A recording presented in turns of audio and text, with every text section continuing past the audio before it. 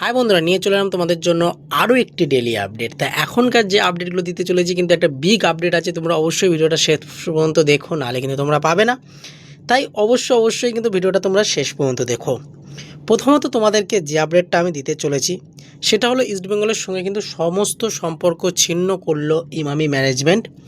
আজ থেকে কিন্তু ইস্টবেঙ্গল তারা কিন্তু ইনভেস্টার ছাড়াই দল গঠন করতে শুরু করে দিয়েছে।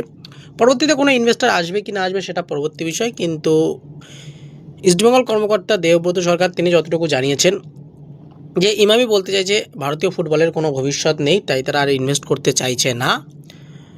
তাই সেই জায়গায় অন্য কোনো ইনভেস্টার বা স্পন্সরকে তাদের খুঁজে নিতে বলা হয়েছে। সেই জায়গা থেকে দাঁড়িয়ে এবার ইস্টবেঙ্গলের কাছেও বড় চ্যালেঞ্জ যে একটা ভালো ইনভেস্টার আনা বা ভালো স্পন্সর আনা, নাহলে টিম গঠনটায় হয়তো কিছু বিঘ্নতা হতে পারে। সেই জায়গা থেকে দেখার বিষয় থাকবে যে ইস্টবেঙ্গল ম্যানেজমেন্ট কত তাড়াতাড়ি একটা ইনভেস্টার আনতে পারে। কারণ ইস্টবেঙ্গল ম্যানেজমেন্ট, আমি তোমাদেরকে আগেও বলেছি, কিছুদিন আগে থেকে কিন্তু কিছু ইনভেস্টারের সঙ্গে কথাবার্তা শুরু করেছেন। এমনকি এটাও শোনা গেছিলো সিরি সিমেন্টের সঙ্গেও আবারও কথাবার্তা বলেছে ইস্টবেঙ্গল, কিন্তু সেটা পজিটিভ দিকে যায়নি। আর যদি অন্য কিছু বলা যায় তাহলেও ইস্টবেঙ্গল কিন্তু আরও কিছু ইনভেস্টারের সঙ্গে কথাবার্তা চালাচ্ছে, এমনকি একটা বাইরের দেশের ইনভেস্টারের সঙ্গে কথাবার্তা চালাচ্ছে, এমনটাও কিন্তু আপডেট আছে। সব কিছু ঠিকঠাক থাকলে আশা করছি খুব তাড়াতাড়ি কিন্তু একটা ইনভেস্টার আসতে চলেছে। অনেকদিন আগে আমরা জানতে পেরে গেছিলাম যে ইমামির সঙ্গে কিন্তু একটা ফাটল ধরেছে ইস্টবেঙ্গলের, আর সেই ফাটলটা কিন্তু এবার পুরোপুরিভাবেই সামনে চলে এলো। এবং ইস্টবেঙ্গল কর্মকর্তা দেবব্রত সরকার তিনি কিন্তু জানিয়ে দিলেন যে ইমামি কিন্তু ইস্টবেঙ্গল ছেড়ে দিয়েছে। ইমামির সঙ্গে কিন্তু আর ইস্টবেঙ্গল নেই, ইমামি কিন্তু ইস্টবেঙ্গলকে ছাড়ছে।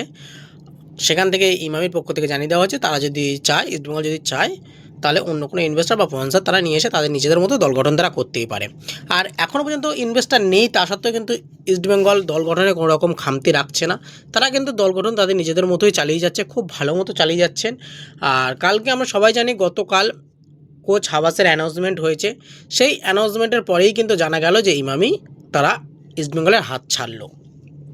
যাই হোক, আশা করছি এর ইফেক্টটা হয়তো ইস্টবেঙ্গলের দল গঠনের উপরে একদমই পড়বে না, আর না পড়াটাই বেটার। যদি পড়ে তাহলে কিন্তু সমস্যা হতে পারে। সেই জায়গা থেকে দেখতে গেলে আমি যেটুকুনি পার্সোনালি মতামত যে ইস্টবেঙ্গল সেরকমভাবে টিমটা গঠন করুক, অবশ্যই ইনভেস্টার কিন্তু ভালো ইনভেস্টার চলে আসবে। কারণ যেহেতু চ্যাম্পিয়ন দল, গত মরশুমে চ্যাম্পিয়ন হয়েছেন, সেক্ষেত্রে ইনভেস্টর নিয়ে আশা করছি কোনো অসুবিধা হবে না। আর পরবর্তীতে যে ভারতীয় ফুটবলের কন্ডিশন এরকম সারা জীবন থাকবে এমনটা কিন্তু নয়। খুব তাড়াতাড়ি কিন্তু ভারতীয় ফুটবলের আবারও নতুন মুখ আমরা দেখতে চলেছি, এবং ভারতীয় ফুটবলে কিন্তু আরও ভালো কিছু হতে চলেছে, এটুকুনি কিন্তু আমরা দেখতে পারি। এরপরে চলে আসি একটু ট্রান্সফার আপডেটে। তাহলে প্রথমত তোমাদেরকে যে আপডেটটা দেবো সেটা হলো লালেনজুয়ালা ছাংতেকে নিয়ে। এই লালেনজুয়ালা ছাংতে 28 বছর বয়সী রাইট উইঙ্গারের প্লেয়ার, রাইট উইংয়ের পাশাপাশি লেফট উইং ও রাইট মিডিও পজিশনে খেলতে পারেন। মার্কেট ভ্যালু 2 কোটি টাকা। বর্তমানে তিনি কিন্তু মুম্বাই সিটি এফসির সঙ্গে চুক্তিবদ্ধ ছিলেন এবং 2027 পর্যন্ত তার চুক্তি ছিল। এবার তোমাদেরকে আমি গতকালই জানিয়েছিলাম যে এই ছাংতেকে নিতে আগ্রহ প্রকাশ করেছে মোহনবাগান, এবং কথাবার্তা অনেকটা দিকে পজিটিভ দিকেই এগোচ্ছে। সেরকমভাবে কিন্তু এখন যে আপডেটটা আছে যে এই ডিলটা কিন্তু ডান অলরেডি হয়ে গেছে। একটা হিউজ ট্রান্সফার ফির মাধ্যমে কিন্তু নিয়ে আসা হয়েছে এই ছাং থেকে মোহনবাগান টিমে। এটাও কিন্তু একটা বড় আপডেট হতে পারে। আমরা দেখেছি প্রত্যেক মরশুমে মোহনবাগান কিন্তু একটা বড় চমক দিতে চায়, আর সেই চমকটা কিন্তু এবারে হয়ে গেল ছাং থেকে নিয়ে। এবার এখানটা ছাং থেকে নিয়ে আসার পরপরই আরও একটি আপডেট বেরিয়ে আসে যে মানবীর সিং তিনি কিন্তু মোহনবাগানে আর থাকতে চাইছেন না, তিনি কিন্তু মোহনবাগান ছাড়তে চাইছেন। এবার তিনি মোহনবাগান ছেড়ে কোন টিমে যাবে না যাবে সেটা পরবর্তী বিষয়, কিন্তু ছাংতের ডিলটা ডান হয়ে গেছে, এটুকুনি তোমাদেরকে জানিয়ে রাখলাম। পরবর্তী আপডেটে যদি এবার একটু ইস্টবেঙ্গলের দিকে আসি, তাহলে ইস্টবেঙ্গল কিন্তু একটি প্লেয়ার দিকে নজর দিয়েছে। তোমাদেরকে কিছুদিন আগেও জানিয়েছিলাম 26 বছর বয়সী সেন্টার ফরওয়ার্ডের প্লেয়ার রহিম আলী। এই সেন্টার ফরওয়ার্ডের পাশাপাশি লেফট উইং পজিশনে খেলতে পারেন। মার্কেট ভ্যালু 1 কোটি টাকা। বর্তমানে তিনি কিন্তু উড়িষ্যা এফসির সঙ্গে চুক্তিবদ্ধ, 2027 সালে কিন্তু তার চুক্তি শেষ হবে। তা এই রহিম আলীকে মানে পাওয়ার বিষয়ে অনেকটাই কিন্তু আশাবাদী ইস্টবেঙ্গল ম্যানেজমেন্ট। যদি সব কিছু ঠিকঠাক থাকে তাহলে কিন্তু রহিম আলী ইস্টবেঙ্গলে সাইনিং করতে চলেছে। এবার যে রহিম আলীকে নিয়ে শুধুমাত্র ইস্টবেঙ্গলে কথাবার্তা চলছে এমনটা কিন্তু নয়, রহিম আলীকে নিয়ে কিন্তু মোহনবাগানেও কথাবার্তা চলছে। এই প্লেয়ারটিকে নিয়েও কিন্তু একটা ডার্বি শুরু হয়ে গেছে। এবার শেষ পর্যন্ত ডার্বিতে কে জিতবে এখনও পর্যন্ত কিন্তু কিছুই জানা যাচ্ছে না। আর আশা করছি রহিম আলী কিন্তু ইস্টবেঙ্গলে সাইনিং করবে, এরকমটা কিন্তু এখনও পর্যন্ত আভাস পাওয়া যাচ্ছে। দেখা যাক শেষ পর্যন্ত কী হয়। এরপরে বিগ আপডেট যেটা তোমাদেরকে বলবো, বলেছিলাম যে জাতীয় দলের কিন্তু একটা ডিফেন্ডারের প্লেয়ার ইস্টবেঙ্গলে আসতে চলেছে, সেটা কে? দেখো আমি জানি যে এই কথাটা বললে বা প্লেয়ার আপডেটটা দিলে তোমরা অনেকেই হয়তো ভাববে যে আমি ফেক আপডেট দিচ্ছি বা কিছু, কিন্তু পরবর্তীতে তোমরা শুনতে পাবে আপডেটটা, আমি তাও আগে থেকেই বলে দিচ্ছি। 32 বছর বয়সী ইন্ডিয়ার সেন্টার ব্যাকের প্লেয়ার সন্দেশ জিঙ্গান। এই সন্দেশ জিঙ্গানের মার্কেট ভ্যালু 2 কোটি টাকা। বর্তমানে তিনি কিন্তু পুরোপুরি ফ্রি প্লেয়ার রয়েছে। গত মৌসুমে এফসি গোয়ার হয়ে খেলছিলেন। এফসি গোয়া কিন্তু তার সঙ্গে আর কন্ট্রাক্ট এক্সটেনশন করতে চাইছে না। এই সন্দেশ জিঙ্গানকে নিয়ে মাঝে করে কিন্তু মুম্বাই সিটি এফসিরও একটা কথাবার্তা চলেছিল, কিন্তু মুম্বাই সিটি এফসি শেষ পর্যন্ত সন্দেশ জিঙ্গানের কাছ থেকে সরে আসে। এবার এই সন্দেশ জিঙ্গানের নিয়ে কিন্তু একটা লিঙ্ক আপ উঠেছে ইস্টবেঙ্গলের অন্দরমহলে, কিন্তু এখনও পর্যন্ত আমি এটা বলবো না যে এই ডিলটা ডান বা এই ডিলটার কথাবার্তা অনেক দূর এগিয়েছে। একটা ইনিশিয়াল পর্যায়ে কিন্তু কথাবার্তা চলছে।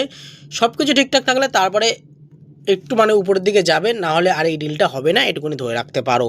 আর আশা করছি এরকম একটা 32 বছরের প্লেয়ার, সেন্টার ব্যাকের প্লেয়ার এনে আমার তো মনে হয় না কোনো লাভ হবে।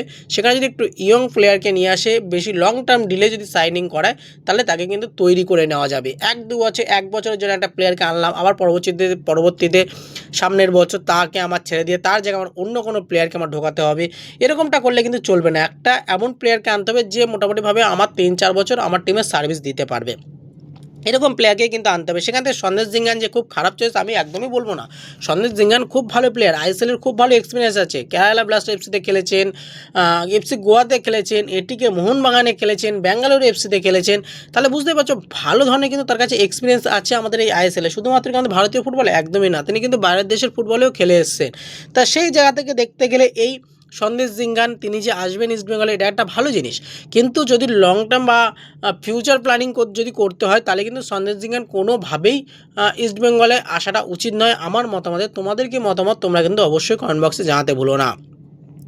আর আজকে ভিডিওটা বন্ধুরা এইটুকুনি, যাতে ভালো লাইক কমেন্ট শেয়ার করো, আর অবশ্যই চ্যানেলটা সাবস্ক্রাইব করে পাশে থাকবে এখানে ক্লিক করে নিও। আর যারা এখন ফেসবুক ও হোয়াটসঅ্যাপ পেজ ফলো করনি অবশ্যই ফলো করে নিও। ধন্যবাদ বন্ধুরা, ভালো থেকো, সুস্থ থেকো।